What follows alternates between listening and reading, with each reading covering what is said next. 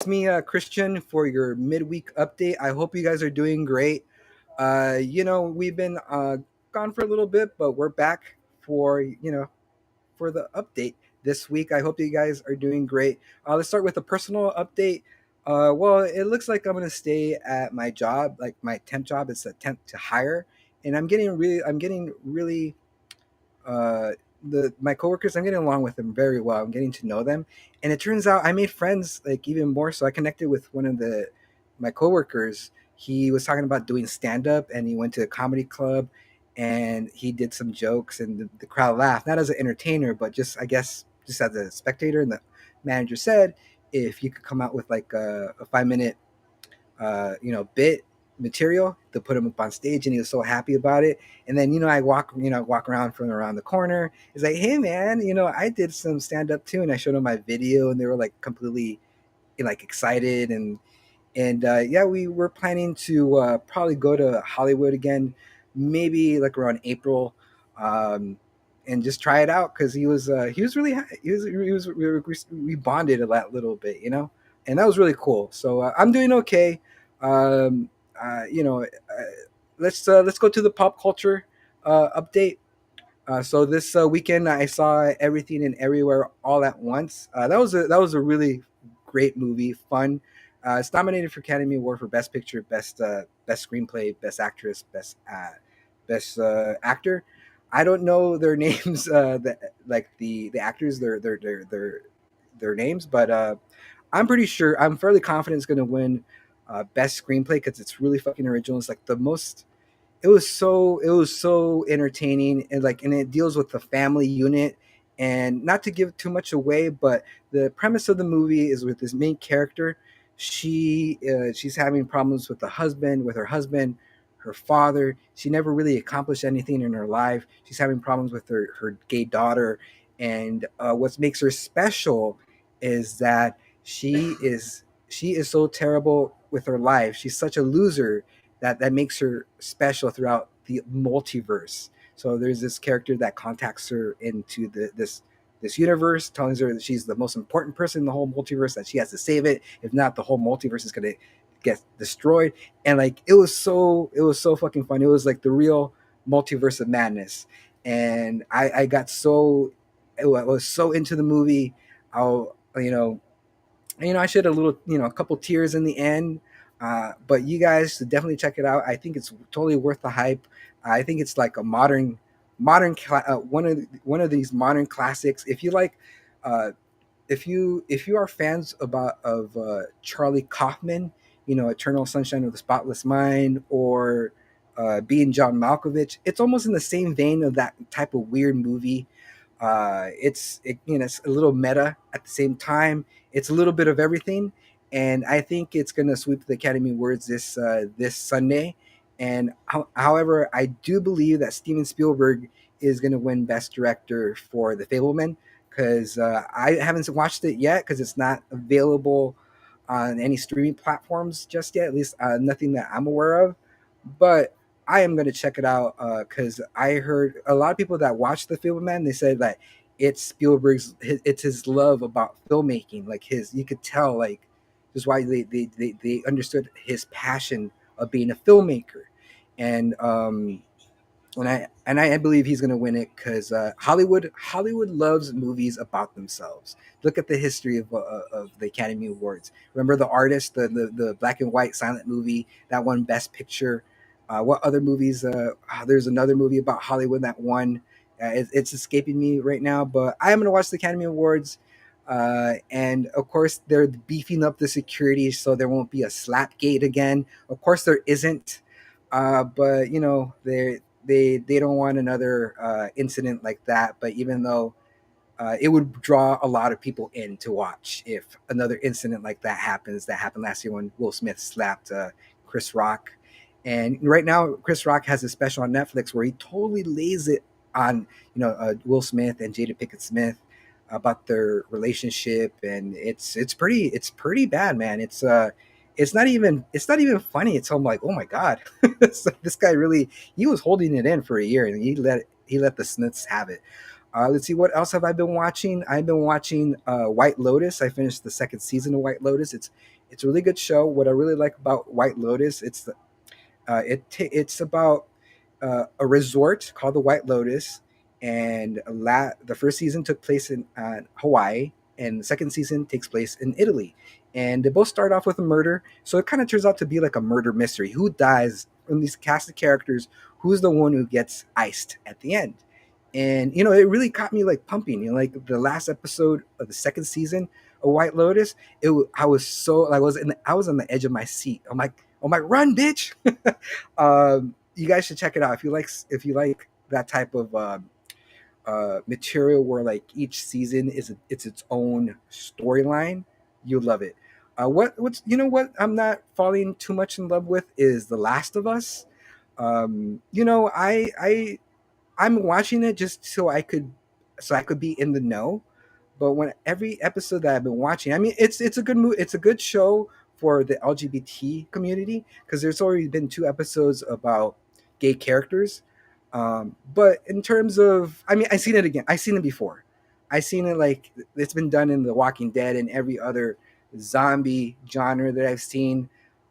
There's nothing new about it. There's cannibals, people are starving. Humans acting like assholes.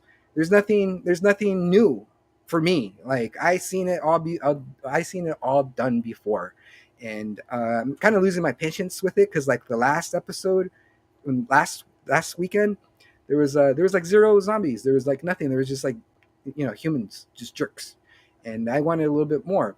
But the Return of the Mandalorian is, it came out like 2 weeks ago, and that's got me pretty good. Like this last episode, we just watched it today, and it was really good, man. Like Land, Lando's back, and I like the Mandalorian. I like it way better than The Last of Us, uh, and both of them have Pedro Pascal, and it's so ironic that he plays the same type of character where he's protecting a child, and yeah, it works. I think he's a fantastic actor, and actually, like on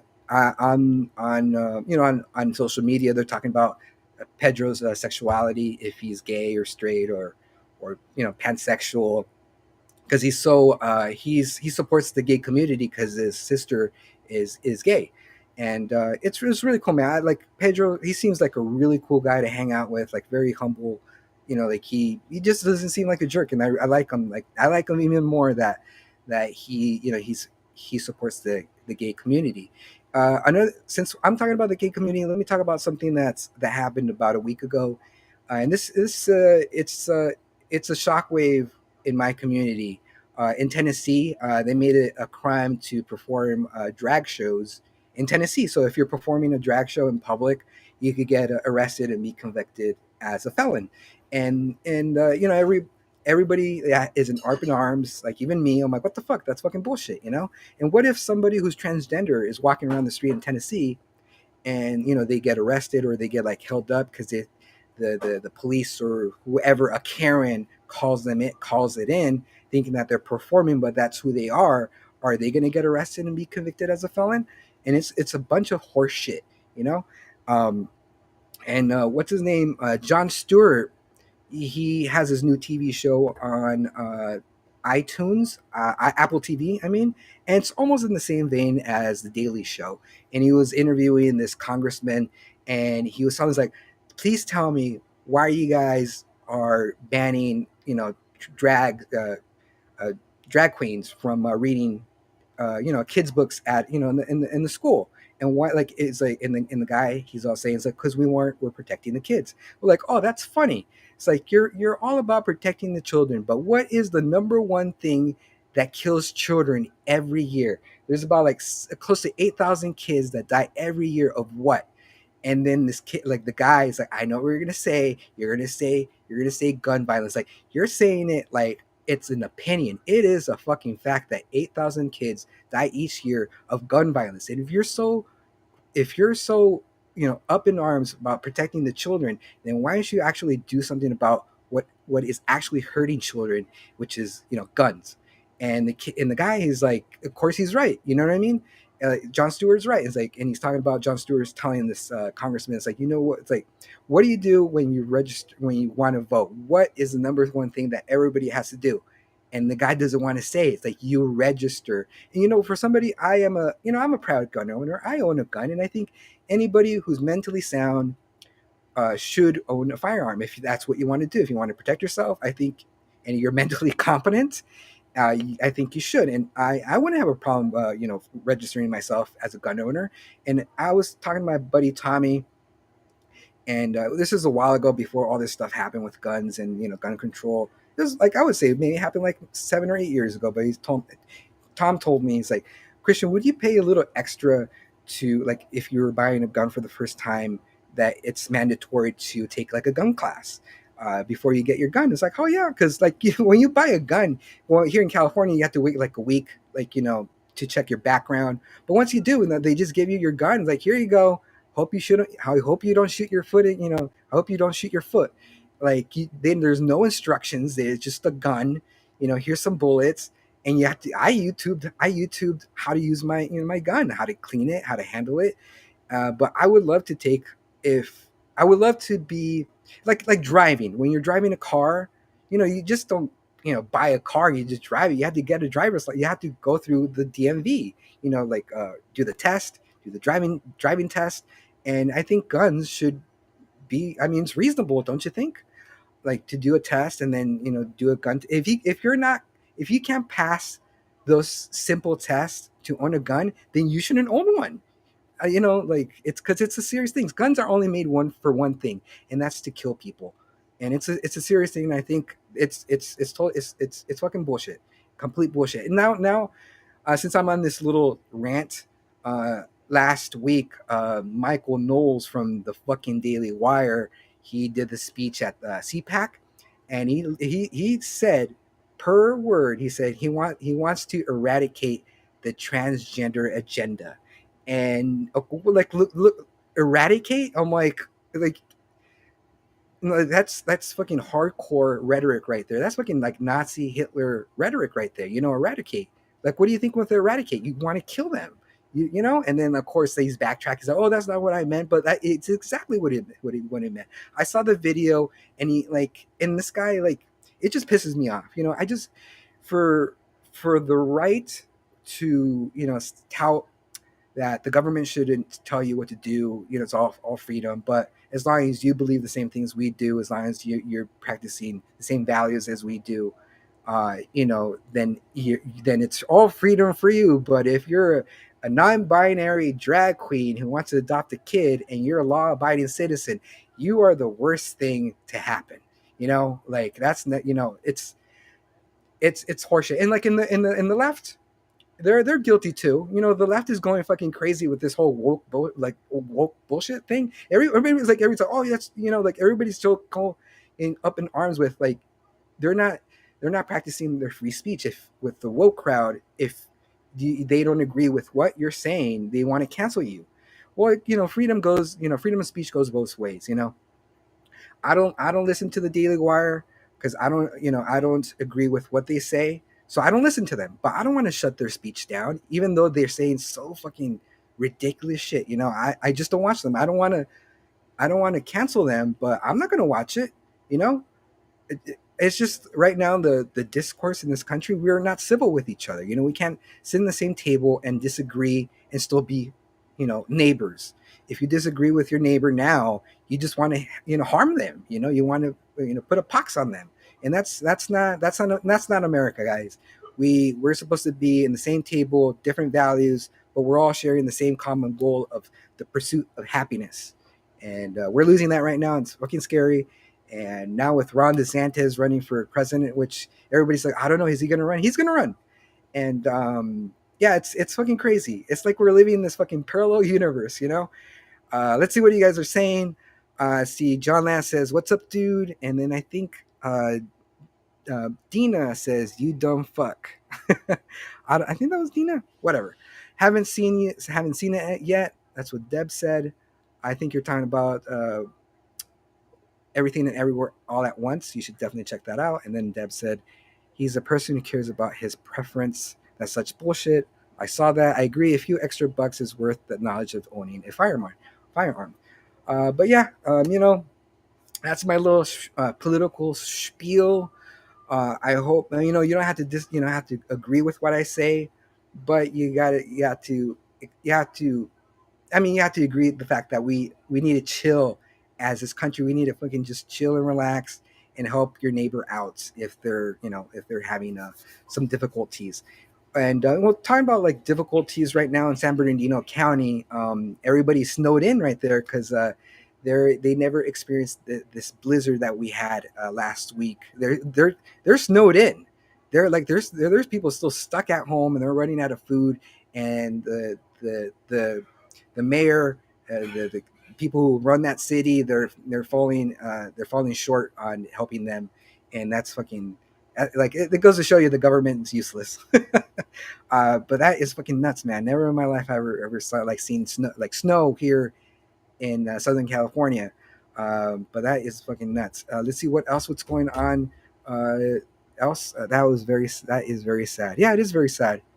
Like when I was younger, I had like fantasies of living in the mountains, being like having my own cabin. But now, like I'm a little older, I'm a little, I'm scared because you're so far away from from help from the police or from the hospital, from for food, from civilization. You're just like in this little cabin. And now I would probably just do a weekend. I would never want to live like in the forest or in the cabin. Nah, I like being somewhere close to, supplies. So let's go camping in the snow again. I'm down to go camping, but not in the tent. I Because I can't do the whole camping in outside frigid. No, I can't.